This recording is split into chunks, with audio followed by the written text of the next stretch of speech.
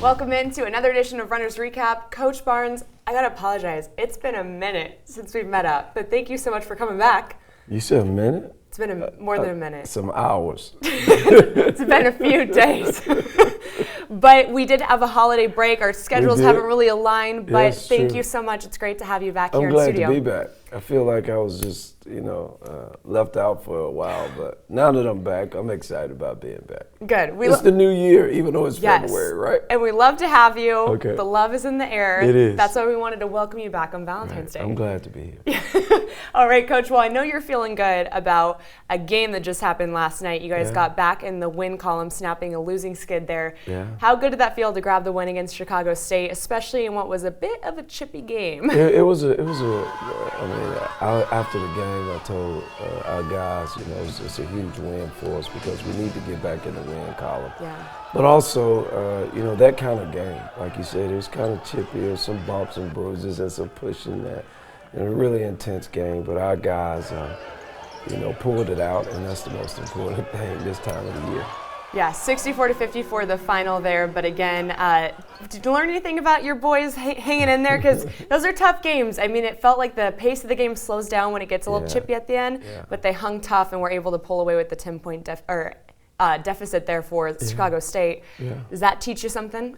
Well, the thing that I thought we kept our composure because I thought the game really was kind of getting out of control there for a while. And like you said, it slowed down. Now you got fouls and calls and then both teams are bumping and pushing. So there's no freedom of movement really. Right. So it just became one of those things. And, my wife said last night, that was kind of ugly, and I said, "There's never ugly when you win. I mean, it's a pretty kind of difficult situation, but it's never ugly when you come out on top. If we had a loss, it'd have been a very ugly game." Yeah, I got you there. Well, one of the other prettier things on the floor was Rockford's own, and I say that because that's where I was born. Yeah. Greg Lee had a big night. So, what did you see from him, and how good does it feel to see him kind of hitting his stride here at the end of the season? Well, we've really been waiting. I mean, in a sense, for Greg to just step up. I mean, he's had some good games here and there, but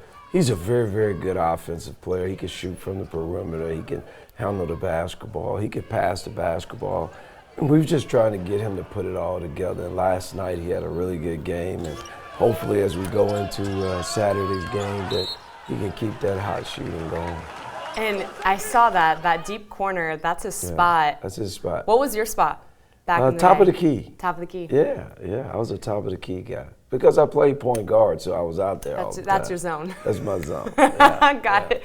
Well, Coach, so obviously as we near the end of the season, which again is crazy because I haven't been able to speak to you in a while, but 6 games, I know, 6 games remaining on the schedule for you guys, regular season, then that WAC tournament. Right now you guys are in the bottom half of the WAC standings. Yeah. So how important is it, again, if you could win out those 6 games, is that what you're looking to do to get you guys back in a better standing before that tournament? Well, you always want to be, just for a record, for confidence, you always want to be at the top of the standing for recruiting. A lot of purposes why you want to be at the top of the standing. But most of all, you just want to put yourself in the best position. Every game counts now because, early on you would have times where guys will lose confidence and gain confidence. And right now, I think that the most confident teams are going to win. And every time you can win a game, it builds your confidence. And we definitely want that. And that's our pursuit right now, to go in the tournament on a hot streak. We still believe we've got a lot of good basketball left in us. And I think our guys are getting kind of excited. But, like you said, we got 6 games left. And, you hear it in our dressing room, we got to go 6-0. But I just think guys now, just as you close the season, we've talked about closing strong and getting to the tournament and being the best team there. And to do that, we've got to continue to improve. So for Coach, it's the little things. I mean, it's just, I think if we just take care of the details and things that sometimes you allow slide or there's some slippage, I think we'll have good results once we get to the WAC tournament. And speaking from a year ago, obviously a different storyline for you guys. So you guys were riding at the very top for the most of the time during the conference play and then slipped there at the end. So now kind of being here where you're in the middle of the pack trying to fight your way back up to the top, What's the mentality like with the team? What have you seen in the locker room from these guys as they work hard to try to grind out, especially when you have two teams like New Mexico State and Seattle U on the schedule these upcoming weeks? Well, the thing is, I think with it's a different makeup of our team. Last year, we went into the season in the conference play, not a lot of expectation. We got off to a hot start, had some very close wins, and then we took some tough losses. We lost 2 close games here at home. And I think we lost some confidence there, and it took us a while, just being the team we were, to try to get that back. We have a few more veterans that have been around and saw that happen to us, and Justin Davis and Greg Lee, as we just mentioned, Tajay Moore, they're really pushing our team to not allow that to happen, and playing good at the right time. We played at the beginning of the WAC season really good last year, and then we finished after the season was over. We started to play well when we got to postseason play, and now we want to just hopefully catch it at the right time, because that's really, when you have parity the way it is in college basketball, that team that can get on a hot streak during the tournament or at the end of the season, those are the teams that advance, and we want to be that team. So there's not a extreme amount of pressure, but there's some urgency going on in our locker room and in our coach's office that we've got to try to get things right. Yeah, as people say, it's always about timing. You got to hit it at the right time, and you guys still have that shot there. Yeah. So just kind of going over the course of the season, you mentioned a couple players there. I know one thing that stuck out to me the last time we spoke, you were talking about Justin Edler-Davis and Justin Mccall, 2 guys that you see put in the effort in practice. And especially for Edler-Davis, he's been able to kind of contribute on the court. So how good has that seemed to see just him on top of a bunch of people kind of have their moments throughout the course of the season? Well, as a coach, I mean, probably as anyone that you would kind of, working with, to see them put the work in and get results. It's as I told our guys before the game last night, I said it is really, really difficult to put in a lot of work and then get nothing out of it. And we've got to make it pay off. And he's one of the guys that works hard, anyone on our team. And it's good to see him start to knock down shots, and it's good to see him play well. And he's one of those guys that are gonna have to play well down the stretch, and he continued. As last night, we won the game. Right after the game, he was out on the court, working on his shot and working on his game. That just helps confidence and help the rest of our team realizes when he can make shots, we're a very good basketball team. And although you have some vets, as you mentioned, they're still young guys. So what have you learned from this young team over the course of the season? Something that you kind of can hang your hat on as a coach is like, hey, I'm pretty proud of that development specifically. Well, I just think their perseverance. I mean, we've had some times that we could lay down. We didn't play as well we should. We've lost a lot of games. If you go back from the beginning of the year to now, we've been 2 or 3 minutes into every game besides just a few early on. The Gonzaga game, I think, the San Francisco games. But the rest of the games, especially in conference play, we've been right there down the stretch. And to lose those games and come back with the attitude they have, it's been great. Probably the negative side of it, when you have young guys, you don't ever know what you're going to get some nights. So that's probably the toughest part of it, but trying to build that consistency, and I see it happening, and trying to see guys grow. Last night's game, Justin Mccall, who has not been playing well, played well last night, and that was a big plus for us. He was really good defensively, scored some points for us. So we're hoping that we can get everybody timing and everybody on the right page as we go forward. What is the key to that success? I know we talked about this last year too. You got a lot of personalities. You have the emotional players, you have the older players, quiet guys, the guys that lead on the court. How do you mix all of that? What's the keys to success? I mean, it's unity. Yeah. Everyone has to bring what they bring. Everyone has to take the same kind of approach. Not meaning the same kind of approach. Like right now, we want to finish strong. Every guy that's on our team, that's a member of our team, has to say, hey, there's some urgency there. We've got to really do it. And we started talking about paying attention to the small things now, the details.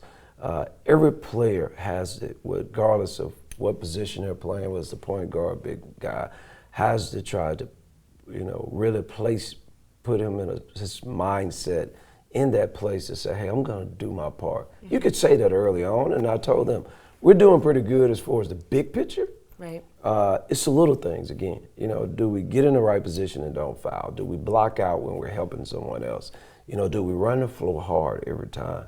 And when you get where everybody's trying to fine tune themselves, then you know you're going to be successful. And that's the thing. That's what I said. Now, we're not talking about running this play, you know, boss. I said everyone knows what everyone's going to do right now. It's the guys that can really do those small things and detailed things. Those are the team that win. Yeah. And that's hard, especially when you got everything else going on around the team and you got everything going on with guys. We just got back at school. You know, I thought we made a really good push when we were off for Christmas. I thought our guys made a big jump. And now we don't have that luxury of being out of school and out of, you know, they got to study and do all. And that's fine. But when they're off time and downtime, they really need to be focusing individually on what can I do to help this team win. And obviously, you said a key word, urgency, as you get towards postseason. It so is. how much more difficult is that, knowing that there's only 6 more games in regular season, to try to get all those pieces in place in this short amount of time? Well, it's exciting for the coach. I mean, it's like putting a team together, and then it's working with a player, and all of a sudden you're working, and all of a sudden now it's time to perform. I would think it would be something similar to like an actor. You know, you've done all these rehearsals, and now it's time to go on and it's time to perform. We're getting to that point right now where, to us, our big premiere is in Vegas. So right now we've got to try to tune up every part of our game to get prepared. And as a coach, it's a lot of hours put in. It's a lot of attention to details. So you know, it's a fun time because if you can make it happen, you know the rewards you're gonna get. But then it's long hours and tireless working and trying to nudge and motivate guys, and that could be difficult, but it's fun. That's why I do it. Yeah, and Vegas is the perfect place to put on a show. It is. So we'll be there in a couple of weeks, but of course, Coach, we got to talk about this because it's been some time removed. I know we spoke to you right when it happened, but in everyone's mind, obviously in the basketball community especially, we've all been thinking about Kobe Bryant and Gianna Bryant and their family. And of course, we now know that there's going to be a public memorial service on February 24th at Staples Center for those two and the other 7 victims from that helicopter crash.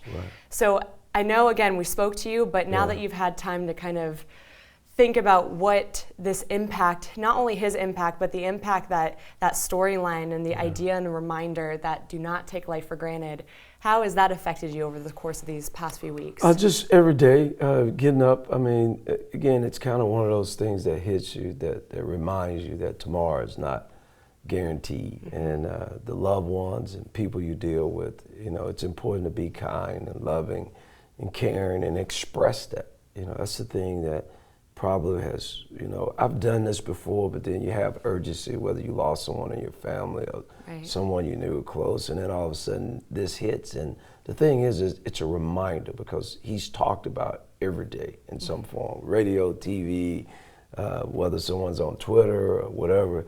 It's every day. It continues to be a reminder. And I think that's why he's having such a big impact. People can't pretty much let it go, because he was such a great player, and you know, afterwards even showing himself to be such a great family man, and to have that happen such a tragic way.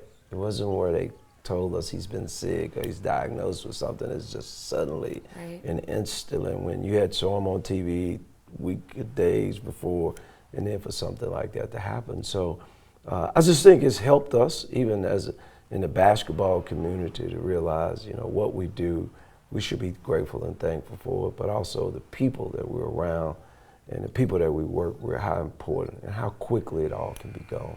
Absolutely. I know that it was a struggle. I don't know that I've ever had to do my job with something, and I think a lot of us here felt that way, and anyone in the sports, you know, realm of talking about something, but it was a struggle just because that hit me. I think regardless if you were a Kobe fan or if you love basketball, this was just an instant reminder of all those families that were struck with tragedy, and it just, I've been kind of sitting in those feelings for quite some time, but I think you were very, you know, poised, and you said something so gracious that day, just to be able to say that family, it's just, you never know. You never know what time we have, so You got to make the most of it. You got to make the most of it. You have to embrace it. I mean, it's just one of those things that, even with the players, I just told them that, whether it's through losing streaks, winning streaks, and whether we play well, don't play well, we've got to show and express love to each other because we never know what happens tomorrow. And I was just telling them because we were going through that because I had a friend of mine, Kari Osep, who had passed in a tragic accident, right before that. And I was expressing to our guys how she was at the game and she smiled at me. And the next morning, my wife and I get this call that this terrible accident had happened. So it was a kind of a wound that had already kind of happened. So then I explained to them, and then all of a sudden we have this happen with Kobe. So now I have two incidents that I tell them, hey, listen, guys, tomorrow, we need to say what we need to say. We need to express what we need to express. And I've even started to even more with them, just tell them, hey, I love coaching you guys. And even if you don't make free throws, even if you don't play good defense, even if you don't make shots, I love you guys. And I really mean that, but it's easier for me to express that because of this incident.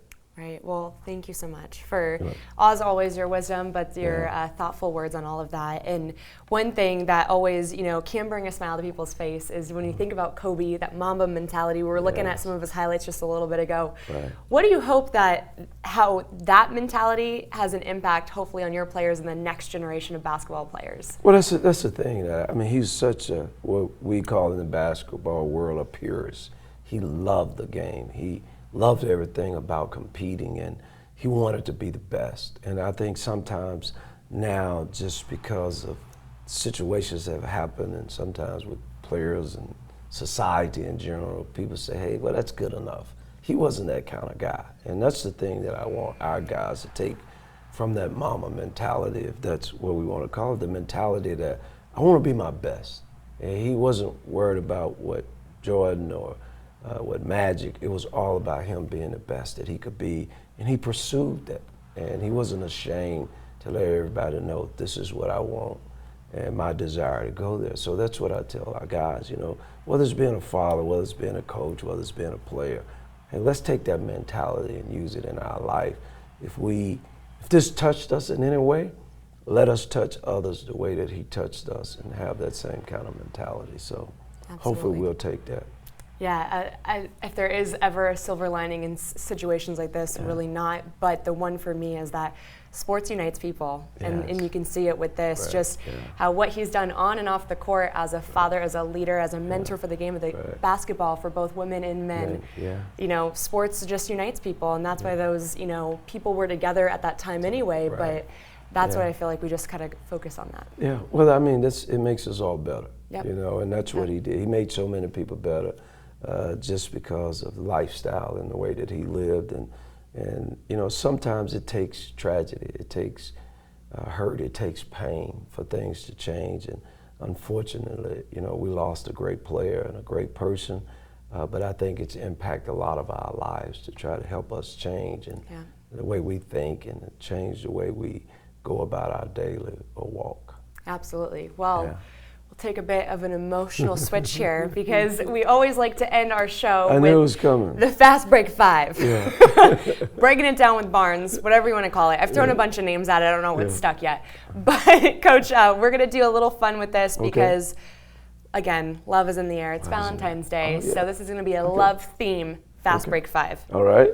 All right. So you love the game of basketball, right? Yeah, if I'm a little rusty today, is that okay? That's okay, Coach. All right, I love the game of basketball. Okay. We're both rusty. So you love the game of basketball. What is the one thing that people wouldn't expect that you love about this game? About this game? Ooh. Oh, that's I know.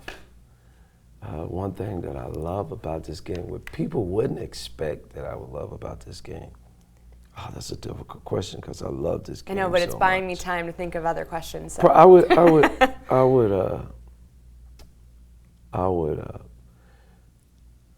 wow. I would say probably the challenge of after losses. I embraced it. it's almost like fixing something. You know what I'm saying? So some people think losing is so horrible, and you just said it about the fine lining that you can look through.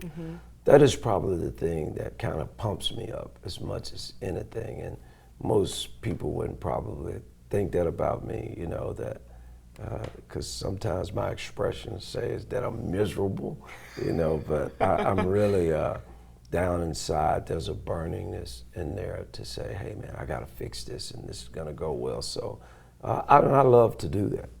Yeah. Okay, good answer. I was thinking maybe you were gonna say that you love the officiating, maybe you're like the fouls and all that fun stuff. No.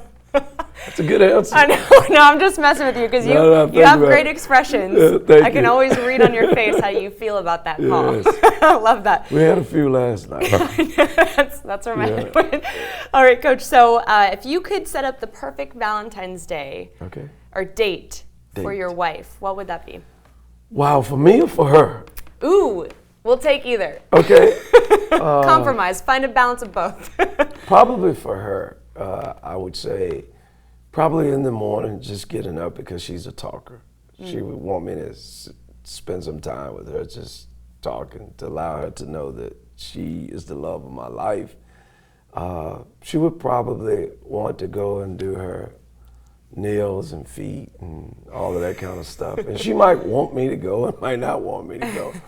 Probably the next thing, middle of the day, it would probably be maybe a walk or some exercise together or something. Probably that evening, she's a movie buff. So if there was a great movie coming out, it would be great. And then probably closing out the night, she would want to really bend my ear on something that I haven't done, or I should have done. So she gets excited, and she can kind of get on my case about something that I haven't done, you know. So, and then she probably the good ones always do. That would be a great night for her, you know. That'd be a great date for her. Anyone in love, listen up. When I said a date, he gave me a whole day. Well, that's how it works. That's how it works. If you're gonna get, I mean, because if you don't, I mean, I guess it's one of those days that if you're gonna do it right. Right. Yeah. Make it a whole day. I figured that out. Because if you don't, if you just do the end part of it, it's like, well, you didn't call me this morning, or you didn't send me flowers this morning, or you didn't do this morning. So just wake up with it so that she knows this is her day. Got you. Yeah. Love that. Okay, so keeping again with the love, what's the one thing that you love the most about being a coach? I know there's plenty of things, but if you could really, sum just that up. seeing the young men grow, just seeing them transform and seeing them become who they were meant to become, and just to see that, it's an unbelievable thing that you see it right in front of your face. And also, even if some guys get it later, you know, they call you and tell you. So that is probably the most rewarding thing that I love so much, you know. That's good stuff. Yeah. Okay, last thing. What's the one aspect of the game that you love the most as a player? Oh, wow. Tell me it's the dunks. No, it was the assists. Okay. Yeah, because I thought it's so much of sharing. You know, just being a point guard. I had so much fun when I would make a pass and another guy would make a play, because then both of us were happy. Right. I would make a good pass, they would make a play, they would, you know, come back and say, hey, good pass, man. And I'd be like, yeah, that was a good pass. Huh? So that's probably what I love the most. I love good passing. I love people making assists to other guys and allowing them to score. And I love the part, sometimes I get on our guys about it, that they connect afterwards. Yeah. You know, whether they point to each other, they acknowledge by a hand slap or just looking at each other like, good pass, man. So that's ultimate team player. That's it. Love that. Okay, Coach. So last question. Okay. You can give it to me. Okay. My question, I would say, if there is one thing that you could say that you love about seeing someone else do what they do, what would that be in the sports? Like what is okay? Yeah. What do you say? Oh man, I love that. And I can give you an example. Is the championship and someone won, or it's you've been following somebody and you know, as we just came off a losing streak and then we have a winning game, or just what is it that you just you love it? I get a kick out of this. Well, I will say an easy answer, of course, is watching people win big moments. That's huge. That's a feeling that you can't get rid of. But I think the stuff that really hits me is when you really know the storylines of people and what the effort that they put in. You know, so let's say there's always stars and the talent and the people you expect to do well. But the underdogs, the ones that you kind of know more of that backstory of, it's been tough for them, what they've been through to get to that point, to see them have their shining moments. You love that's that. It. That's it. Yeah.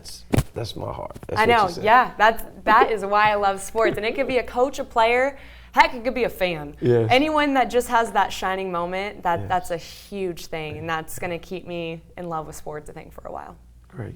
Good. That's a good way to wrap up Valentine's Day, right? It was. All right, awesome. Coach. Well, thank you so much again for joining us. We'll see you next week. We're going to start doing this a little more frequently because we're losing some time. All right, guys. Thanks so much for joining us. We'll see you again for Runner's Recap.